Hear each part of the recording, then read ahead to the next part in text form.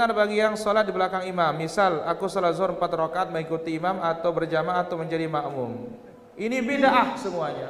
Ya, yang benar itu apa? Yang di dalam hati. Di dalam hati. Karena tidak ada orang sehat yang tidak punya yang tidak punya keinginan, angan-angan untuk berbuat.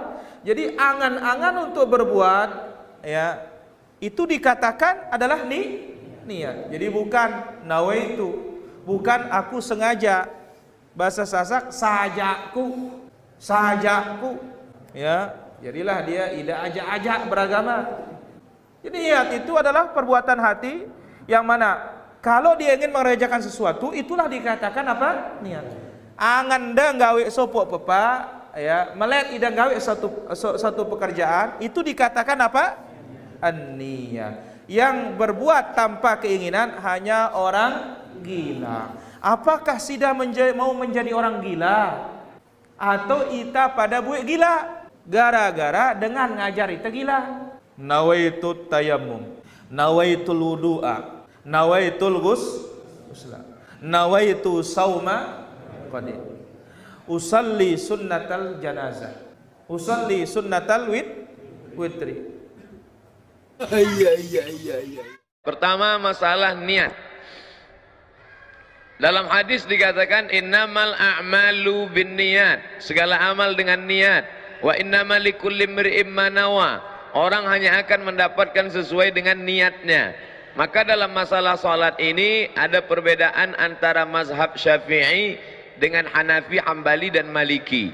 Dalam mazhab Syafi'i dikenal dengan muqaranah, sejalan antara takbir dengan niat. Letak niat itu di mana? Kalau puasa niatnya itu sebelum sahur pada puasa fardu, sedangkan puasa sunat boleh di waktu pagi.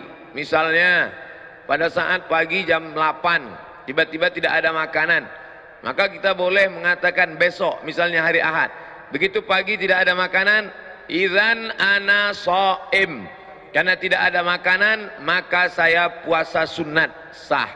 Nabi melakukannya, hadis sahih, idzan ana shaim, karena tidak ada makanan maka saya puasa sunat, dengan syarat dari mulai subuh tadi tidak ada makan apa-apa. Yang sudah makan lontong sayur 2 piring nggak boleh bilang saya idzan ana shaim, tapi niat boleh di tengah perjalanan. Nah, dengan sholat berbeda. Sholat niatnya menurut mazhab Syafi'i muqaranah, qarana yuqarinu muqaranah, sejalan antara takbir dengan niat. Allahu Akbar, qasad, ta'arad, ta'yin. Sholatnya sholat apa? Sholat asar. Berapa rakaat? 4 rakaat. Jadi imam apa jadi makmum? Jadi makmum lillahi ta'ala. Maka dijalankanlah niat itu di dalam takbir dari A sampai bar. Allahu Akbar, mazhab Syafi'i. Sedangkan Hanafi, Hambali, Maliki niatnya beberapa saat sebelum takbiratul ihram. Makanya jangan heran kalau Saudi Arabia imamnya itu takbirnya pendek. Allahu Akbar. Loh, kok pendek sekali? Dia niatnya kapan? Karena Saudi Arabia itu mazhabnya Hambali, maka niatnya beberapa saat sebelum takbiratul ihram. Yang saya praktekkan mazhab Syafi'i, maka saya takbirnya panjang, Allahu Akbar. Tapi saya tidak menyalahkan sahabat saya yang takbirnya pendek, Allahu Akbar, karena mungkin dia berniat sebelum takbiratul ihram. Yang berniat di dalam takbiratul ihram sah, yang berniat sebelum takbiratul ihram sah. Yang jadi masalah mana? Allahu Akbar. Salat asar apa salat zuhur ya? Oh, salat zuhur aja lah. Nah, itu masalah. Oleh sebab itu mesti, ini tentang masalah letak niat. Di mana letak niat? Yang kedua, pembahasan selanjutnya adalah melafalkan niat, at-talaffuz bin niat. Letak niat itu di mana? Di dalam innal kalama la fil fuadi wa inna ma ju'ilal lisanu 'alal fuadi dalila. Innal kalama, sesungguhnya kalam yang hakiki itu la fil fuadi. Kalam itu letaknya di sini, fuadi. Loh, tapi ini namanya qalbu. Qalbu kalau masih berbolak-balik, iya atau enggak? To be or not to be. Tapi kalau sudah yakin azam, fuadi ma kadzabal fuadu ma ra'a. Nabi Muhammad SAW sudah sampai pada tingkat fuad.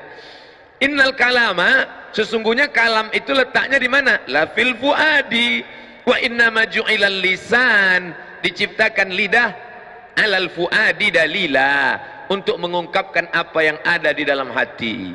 Maka bagi orang yang tidak ada was-was, langsung saja. Saya sholat di samping Al-Mukarram Ustadz Arifin, saya nggak dengar beliau melafazkan niat.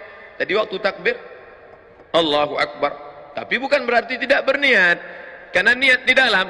Buka kitab Al-Asbah wan Nadhair, Imam Jalaluddin Abdurrahman As-Suyuti meninggal 911. Mahallun niyati al-qalbu, tempat niat adalah di dalam. Tapi bagi sebagian orang dia ada was-was. Allahu Akbar, ini salat maghrib apa salat isya? Salat qabliyah apa salat ba'diyah? Salat tahiyatul masjid apa salat tahajud? Salat witir apa salat tarawih? Maka bagi orang yang was-was, maka melafalkan niat itu hukumnya mustahab menurut mazhab Syafi'i. Usolli fardal maghribi. Berapa rakaat? Salasa rakaatin. Ada apa qada? Adaan. Jadi makmum apa jadi imam? Makmuman lillahi ta'ala. Allahu Akbar. Menurut mazhab yang lain gimana? Menurut mazhab Maliki, at-talaffuz bin niyah laisa bimasyru'. Melafalkan niat tidak disyariatkan. Menurut mazhab Hanafi, at-talaffuz bin niyah bid'atun. Melafazkan niat hukumnya bid'ah, illa lidaf'il waswasah, kecuali untuk menolak waswasah. Bagi yang tidak waswasah, Allahu Akbar. Bagi yang waswasah, ragu-ragu, bimbang-bimbang, untuk menguatkan. Karena mungkin tadi dia di tangga ngobrol dengan orang, buka SMS, lihat WA, nelpon segala macam, begitu sampai di atas Allahu Akbar, ragu. Maka untuk menguatkan hatinya, usalli fardal asri arba'a raka'atin adaan makmuman lillahi ta'ala. Setelah kuat Allahu Akbar. Saya bahas di dalam.